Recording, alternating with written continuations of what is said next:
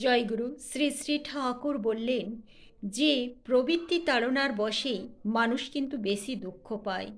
প্রবৃত্তি যতক্ষণ না সে ত্যাগ করতে পারবে, তার হৃদয় মন শরীর সব কিছু ইষ্টের রঙে রাঙিয়ে তুলতে পারবে, ততক্ষণ কিন্তু সে প্রবৃত্তি থেকে কখনোই বেরিয়ে আসতে পারবে না।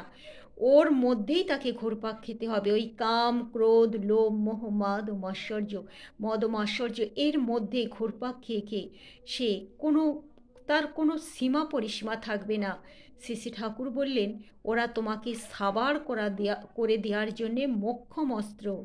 আমি বলি কি, যদি ধর্মদানই করতে চাও, আমাকে প্রতিষ্ঠাই করতে চাও, তাহলে তোমরা মানুষের পাশে গিয়ে দাঁড়াও, মানুষের জন্য কিছু করো।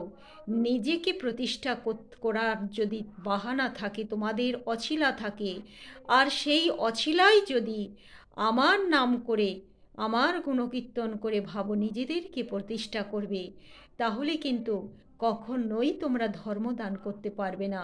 ধর্ম তখনই পরিপুষ্ট হয়ে উঠবে যখন তুমি নিজে তা পালন করবে, নিজে হয়ে উঠবে, তোমার চরিত্র রঞ্জিত হয়ে উঠবে তার রঙে।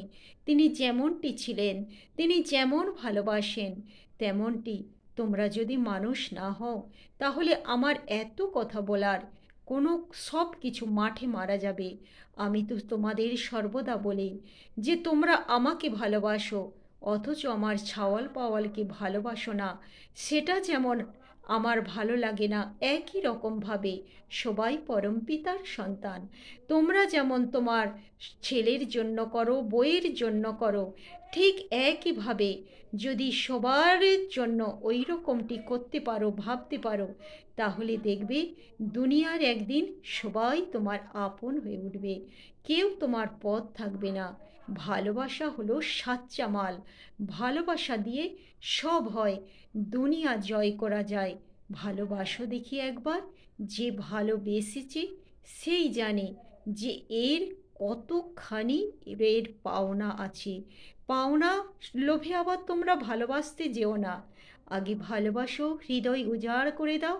ওই যে শ্রী ঠাকুর বললেন না সত্যানুসরণে, যদি নেতা হতে চাও নেতৃত্বের অহংকার ত্যাগ করো, আপনার গুণগান ছেড়ে দাও, আর পরের জন্য যথা সর্বস্ব দান করো।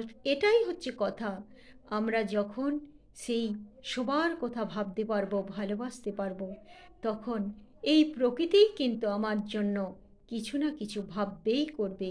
তাই প্রিয় পরমের যদি ধর্মকে প্রচার প্রসার করতে হয়, তাহলে নিজেকে, নিজের আত্ম প্রশংসা নয়, আমার প্রিয় পরমকে প্রিয়কে সবার মাঝে বিতরণ করে দিতে হবে।